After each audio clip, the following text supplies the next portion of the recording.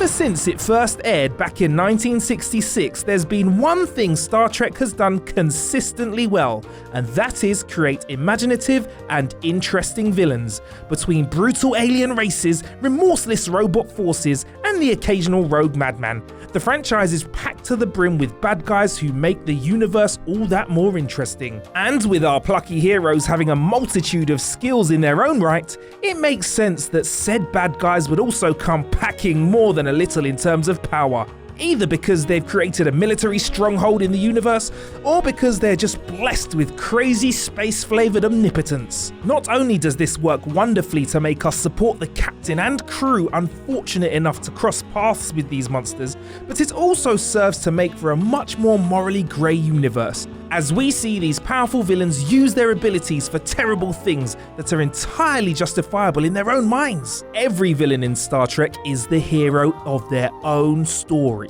And that's just the half of what makes them so damn scary. Well, that and the fact that they're capable of destroying a galaxy in the first place. So, let's get villainous. I'm Marcus Bronzy from What Culture, and this is the 10 most powerful villains in Star Trek history. Number 10, Charlie X.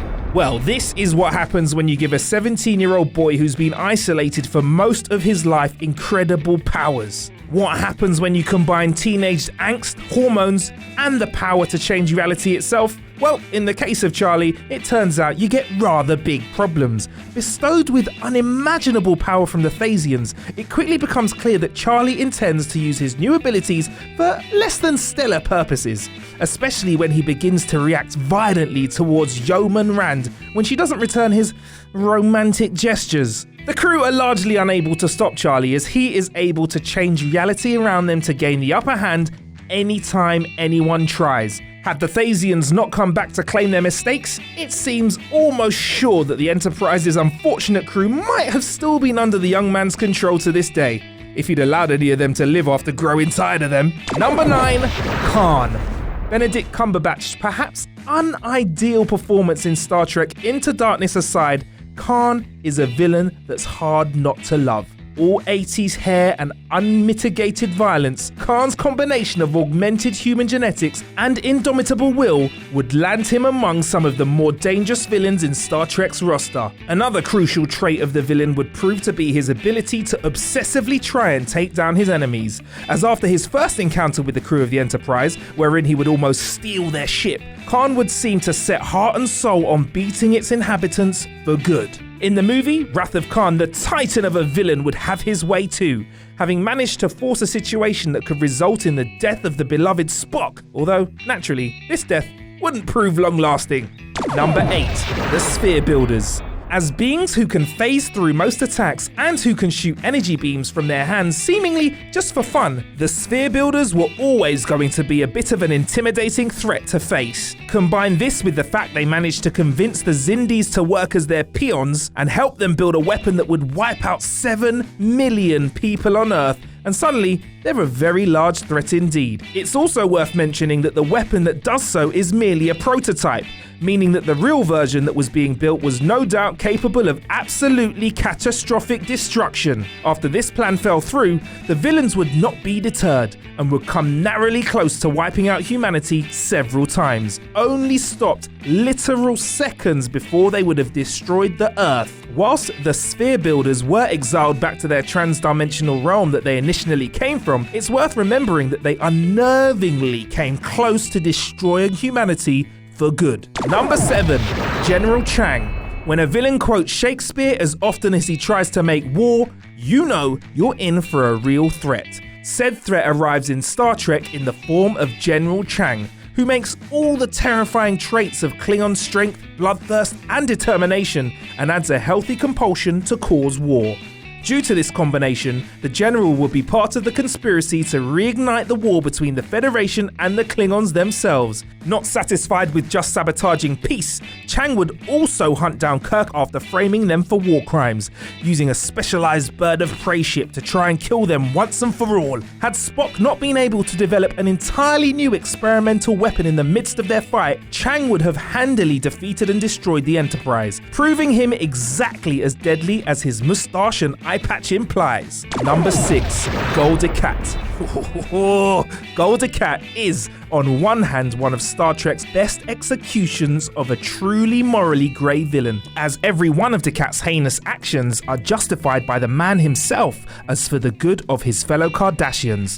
I mean Cardassians. Cardassians, that's a different type of evil. On the other hand, Decat is seemingly willing to do literally anything for his end goals, to the extent that he allows a Bajoran Par Wraith to possess his body, which is essentially letting a space demon jump in your body and take it for a joyride. With his complete commitment to his cause, his considerable intellect, and his later resurrection by the Par Race, who would revive him with practically omnipotent powers, Decat is the type of villain who would eventually gain immense power regardless of any situation you put him in, which is exactly what makes him such a huge threat.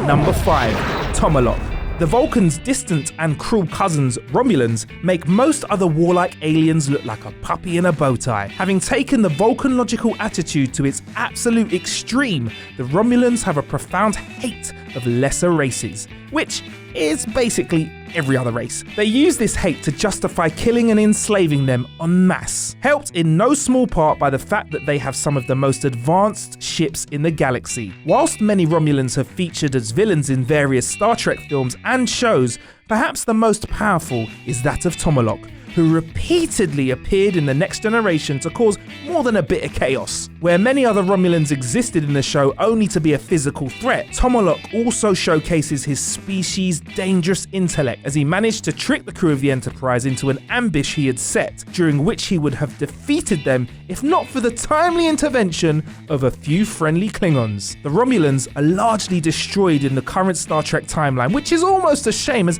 they were the most imposing and they had a surplus of ruthless figures like Tomalok at their forefront. Number 4, Vigor. The concept of rogue technology threatening life as we know it is a common thread in sci-fi as well as Star Trek, reaching back as far as the original series, with villains like Nomad and the genetically engineered augments reminding us of the potential danger that scientific advancement provides. The Vigor is perhaps the best example of this, as the villain of the first Star Trek film began as a simple Earth probe that would be transported by a black hole to another quadrant of the galaxy, where it would be found by a race of sentient machines who would take pity on the comparatively primal device and turn it into a similarly space-age cognizant machine. This in mind, the Vigor becomes a powerhouse of modern technology with profound defensive and offensive capabilities. Unfortunately, these advancements are also what makes it a problem, as they give the robot the ability to wipe the Earth itself out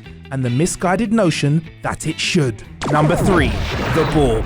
In terms of the most iconic Star Trek villains, the Borg are likely tied with the Klingons as to who is the most instantly recognizable. Whilst the Klingons are just as easily a friend one day and enemies the next, the Borg are more consistently an ominous force in the Star Trek universe.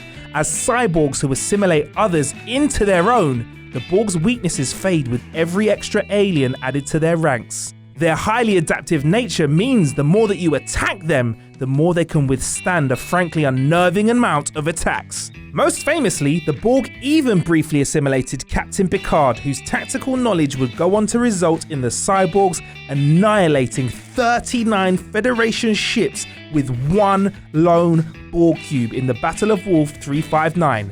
Fun fact, Captain Sisko's missus was on one of those. And he wasn't very happy with Picard for that. Though Picard would be rescued, the whole process really messed him up. And 2 of the matriarchal Borg queens would be destroyed. It's heavily implied that the Borg continued on as the galaxy's worst enemy regardless, which means we should never count out seeing them again in new Star Trek series. 2. The Founders. Perhaps better known by the suitably intimidating name of the Dominion, the Founders comprised of a group of changelings who are able to change their appearance at will so convincingly that scanners are unable to realize they are different people. Before even going into the insane military force that this group possesses, it's worth addressing the fact that the changelings alone are capable of being a pretty serious threat. This is best shown in Deep Space Nine episode The Die Is Cast, where it's revealed that the changelings use their shape-shifting powers to infiltrate other organizations, weapons, this power is largely used for elaborate warfare maneuvers, as we see it employed to avoid an attack by the Tel Shiar, and also used to set the Klingons and the Federation in war against one another. Even ignoring how powerful these shape-shifting abilities are when weaponized, the Founders also have amassed an insane military force behind them, as they control the Vorta and the Jem'Hadar, who are legitimate threats to the universe all on their own. Add this to a complete disdain for solid life forms, and you have a recipe for disaster, shown in the Dominion War, during which the Founders only failed to take over the universe because Odo, a changeling himself, manages to convince their leader to surrender. Number 1. Q. By all means, Q should be at the top entry on this list, as it's continuously established that this trickster is borderline omnipotent in almost every regard. Q is capable of doing just about anything, from teleporting anyone anywhere and at any time, or changing the laws of physics itself at a whim, or something a little bit more weird, like creating a mariachi band to play for him. But despite the fact that this is routinely used to sabotage the effort of the Enterprise's Jean-Luc Picard, it almost always seems to be with the intention of teaching the captain a lesson, even if this lesson does threaten him once or twice. Similarly, although the mysterious man is undeniably at godlike levels of power, these abilities are largely used for what would be considered pranks, albeit pranks by a slightly unhinged powerhouse. This in mind, while Q is the most powerful villain in Star Trek history, he's not always as dangerous because he seems to consider the Enterprise as his little play toy more than the enemy. So there you have it, What Culture's 10 most powerful villains in Star Trek's history. Let us know whether you agree in the comments below. Also, don't forget to like and subscribe. I've been Marcus Bronzy. You can find me on social media at MarcusBronzy. Live long and prosper.